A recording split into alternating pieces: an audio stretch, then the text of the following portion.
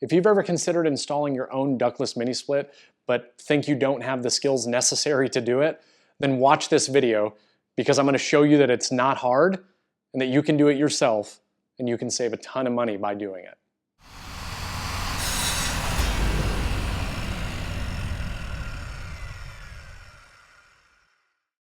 Hey everybody, welcome back. I'm Jason with Ben's Woodworking and welcome to part 4 of my new shop series. And if you're new to my channel, consider subscribing. In this video, I'm gonna be taking you along as I install this Mr. Cool 3rd generation 18,000 BTU mini split unit for my shop. This whole process started for me when I was getting estimates for different things for my shop. And one of those things was a mini split unit because I knew I wanted to have a heated and cooled space. So like any job that I was hiring out to have done to this new space, I had multiple estimates. And it really took me by surprise when I had estimates from $3,500 all the way to $7,500. What surprised me even more is that some of those estimates were for the exact same unit. So I started to share some of that information with my audience over on Instagram and here on YouTube, and so many people started to encourage me to just do one myself. This is something that I would have never considered in a million years, because I didn't know the first thing about installing an air conditioning unit. So I started doing some research and found out that Mr. Cool offers DIY mini splits that you can install in your home in just a couple of hours. So I contacted Mr. Cool, and I just have to say thank you so much because they did provide me with this unit for my shop. And in exchange, I want to show all of you guys just how easy it really is. Like I said before, I have the 18,000 BTU 3rd generation mini split, and I'll leave more information down below on the unit that I actually have. I was very hesitant about installing one of these units, like I'm sure that most of you are, but when I tell you that this was so much easier than what I thought it was going to be, that would be an understatement. I did the entire install in less than 3 hours, and that was with me filming the entire process. I have spent more time editing this video and getting this ready to show you guys than it actually took me to install an air conditioning unit in my garage. The reason I'm saying that is because if any of you have ever considered doing something like this, or you want to save a substantial amount of money, then definitely give it a shot because it was not hard. And I'm going to show you in this video just how easy it really was. So let's go ahead and get into the install.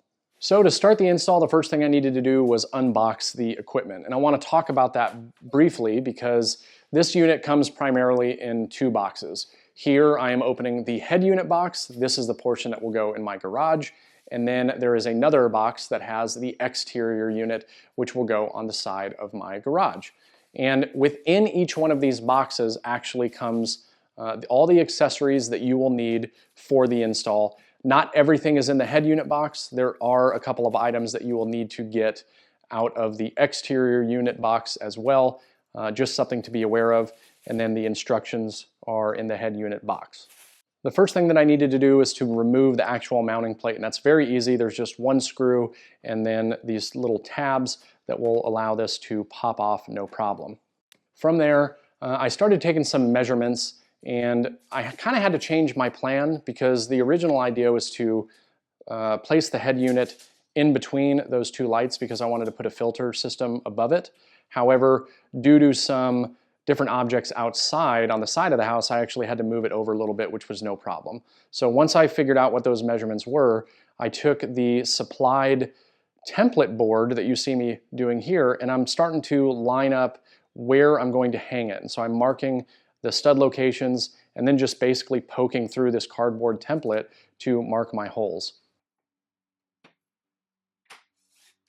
One thing I do want to point out is not to forget to mark the location on the template of where you need to drill your hole to pass the line set through the wall. So what you see me doing here is starting to drill the interior portion of the line set hole, and I did so by using a long drill bit to drill all the way through the wall so I have a reference on the exterior, and then I just cut all the way to the wall on the interior, and then I can go out on the outside and cut from the outside in. And this worked really well. This was probably the most nerve-wracking part of it for me, but it came out just fine.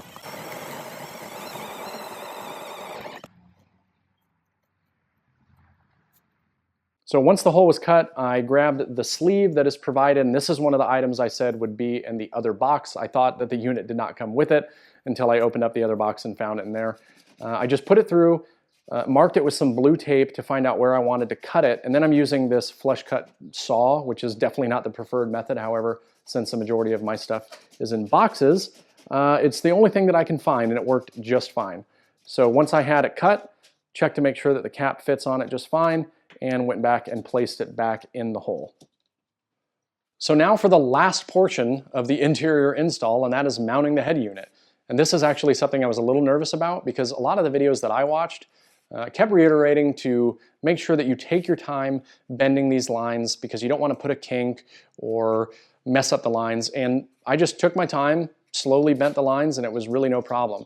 And then I took my power cord and started running it through the hole. And once the power cord was ran through the hole, I then started to lift the unit up, and slowly but surely as I walked up the step stool, which I was able to do all of this on my own, the unit is not heavy, I just slid the lines through the hole, and once I had everything lined up, I could simply turn the unit and go ahead and mount it on the mounting bracket itself, and it is so easy when it goes on. You literally just place it on there, and then it clips into place. Once I had it clipped, I just checked to make sure it was secure, and I was good to go. And pretty much from this point forward, everything was done outside. And as you can see here, I'm again just taking my time to slowly bend and support the lines to ensure that I don't get any kind of kinks, but I have them running directly down the side of the house so I can go ahead and start hooking up the line sets themselves. Once I had that done, I use this clay-like material that they provide, and the purpose of this material is to fill the void inside of this to kind of seal it off. Really easy, straightforward. Once everything was through, I could take my cap, slide it up all the lines, and put it in place. Then the next step was to attach the drain hose. And to attach the drain hose, I simply slid it over the existing hose. The reason why this is a DIY unit is because the line set that you see me starting to unroll here is already pre-charged, meaning you don't have to get somebody to come out and charge the lines for you. The downside is that it does come in a 25-foot length, so more than likely you are probably going to have a little bit left over. And because of that, I only wanted to unroll the portion that I thought I would need. And once I had the length that I needed, it was time to go ahead and actually start connecting the lines. Again, this was something that I was a little nervous about, but since everything is color-coded on this and extremely easy to follow and the instructions are very clear, it was very, very easy. All I did was went one side at a time. I would thread it on, getting it finger tight, and then once I had each one threaded on, I then took the wrenches that were supplied with the unit and just tightened everything down. And as you tighten this down, you will actually hear the lines release and that fluid going into the unit and the already existing lines themselves. So very, very simple, not difficult, and only took a couple of minutes. After I checked to see if there were any leaks, which you'll see at a later portion of this video what I'm talking about and the procedures in which to go about doing that, I then added these sound deadening pads that come with the install kit. Not really sure what material they're made of, but they are really simple to install and they just wrap around the connections, sealing everything up. After that, I went ahead and added these foam insulating sleeves that do come with the unit. Now once everything is on there and together, it was time to go ahead and wrap the line set with this tape that they provide as well. And so there was 3 rolls of this tape, which was more than enough for me to cover the entire line set, to include even the coiled part that sits behind my unit. So to place the actual unit itself, I already had my quick disconnect run by the electrician when wiring the shop, so I knew exactly where the unit needed to go and the remaining portion of my line set which will sit behind it. So the connection to the machine itself for the line set is exactly the same as the previous. All I had to do here was just kind of manipulate the line set and get the lines in place so everything kind of lined up, which was very easy to do, and once I had everything tightened down, it was good to go. So once the lines were tight, it was time to go ahead and open the lines, and to do that, all you do is take off these 2 end caps and use the provided Allen key to turn all the way towards you until it stops, and they're now fully open. And before replacing those caps, this is where you can check for leaks that I referred to earlier, and it's just using a spray bottle with soapy water and spraying to see if there are any visible leaks, and then I just simply put the caps back on. For the electrical, as you can see, I have a quick disconnect box there, which will actually power the unit. I will not be covering that portion in this video. Instead, I will just be showing how easy it is to hook up the wires from the head unit to the unit itself. It's just these 4 wires. Again, everything is color-coded. It's extremely easy to install. And once I had those 4 wires in place, I simply put the cover back on and connected the main power at a later time. Now to install the line set cover. This is an additional accessory that you can buy, and I do wish that I would have done this sooner. It's very, very simple to install. It simply just screws into the side of the house, but I wish I would have done this and had this in place prior to setting on the line, because manipulating the line did make it a little more challenging. But in the end, it looked really good. The next thing that I did was install the filters that were provided. And to do so, you just simply raise the cover on the head unit and pull out these screens, and in these screens has a spot for the filter. Filter just basically clips into it. Once they are in, you simply put these screens and filters back in place. These units do give you the ability to work with Google or Amazon or your smartphone, and that is what this USB stick is for, and it simply slides into place. Moment of truth. Heard a beep. Good to go. Way easier than I made it out to be. This unit does come with multiple ways to operate it, such as this handheld remote, or you can use the app that you can download on your smartphone, which allows you to control everything very easily, even when you're away, and it'll also track a lot of data.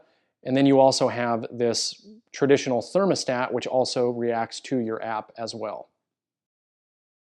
I know that that was a short video showing you the process, but when I tell you it's extremely easy to do, it is extremely easy to do. I could not be happier that I installed this thing in my shop. It has performed really well so far. It is extremely quiet. I don't have to worry about any noise or anything like that when I'm filming, and it just really keeps my shop at a very comfortable temperature at all times, which is fantastic. Again, I want to say thank you so much to Mr. Cool for providing this unit and allowing me to show you guys just how easy it is to install. And I also want to say thank you to everybody, especially over on Instagram, that actually encouraged me to go down this path. I was so nervous that this was going to be a just really difficult task, something that I didn't want to tackle on my own, and I could not have been more wrong. So if you're somebody that is wondering whether or not you can do it, if you need to watch the video again, if you need to pause it at certain points, if you need to send me a message, if you need to leave a comment down below asking me to clarify anything from this video, I'd be happy to help. I promise you it is extremely easy, and you can definitely do it yourself. Doing it yourself can potentially save you a ton of money, and which always leaves more money for tools. And who doesn't want more tools? As always, everybody, thank you so much for watching. Again, if you guys have any questions or comments, please leave them down below. And if you're not following me over on Instagram, head over there, check me out at Bent's Woodworking, and feel free to send me a DM there. I'd be more than happy to answer any questions that you might have. I think I'm gonna be covering the dust collection that you see behind me next, so be on the lookout for that. But until next time, get out in the shop, try something new, and I will see you in part 5.